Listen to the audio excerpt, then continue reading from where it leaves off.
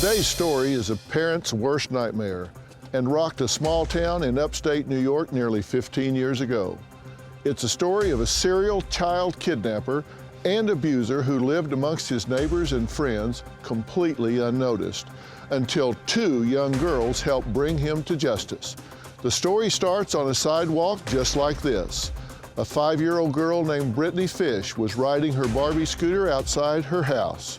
But on that fateful day, all those years ago, Brittany's life took a tragic turn just 2 weeks shy of her 6th birthday.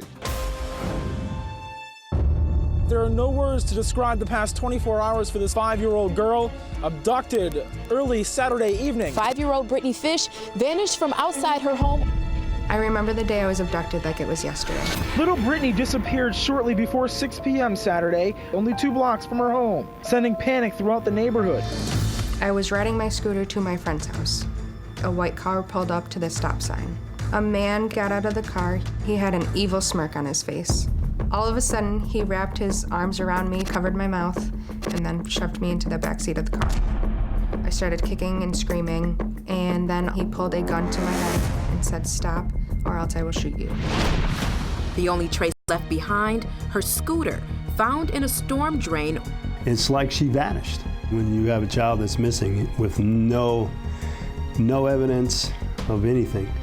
I was extremely terrified. The man forced me to take my shirt off and perform a sexual act on him. Then he forced himself on me. I had no idea what was happening.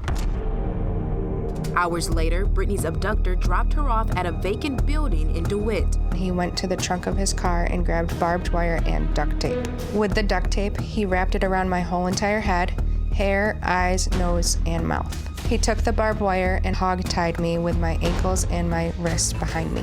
After all of that, he then put a tarp over me and left. As I was laying there under the tarp, I had no idea what was going to happen next. I thought I was going to die. As little Brittany Fish lay hog-tied, her head bound with duct tape, the frantic search for her continued. A massive search to find missing 5-year-old Brittany Fish. Within an hour of Brittany's disappearance, hundreds of neighbors were out on the street with flashlights searching every nook and cranny on the city's north side. As I was laying underneath the tarp, I was struggling to get free, but I had absolutely no success. The barbed wire was digging into my skin.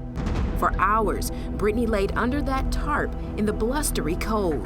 I was laying on a cement slab. It was thundering, lightning, pouring rain. I only had on shorts and a t-shirt. To keep warm, I had to keep urinating on myself. I was terrified at that point. Throughout the whole 22 hours, I kept yelling, I love my mom, I love my dad, and my family. I was thinking somebody could potentially hear me. We were very pessimistic that we would find her alive. She would be the best evidence of capturing the offender. Why leave a witness? We waited all night that night. It was very traumatic and chaotic. Then the unthinkable happened. A property owner visiting the lot heard what sounded like a puppy. When he lifted the tarp, it was Brittany. When the man who rescued me lifted up the tarp, he said, "Hold on, honey, help is on the way. I'm going to call 911 right now.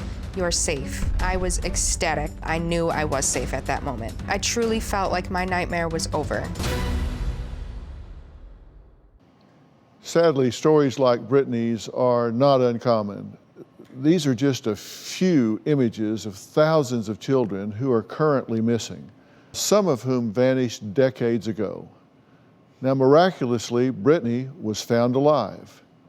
Her case and her bravery began the search for a serial child predator. In a daytime exclusive, please welcome Brittany Fish. Brittany, so good to meet you. Nice to meet you.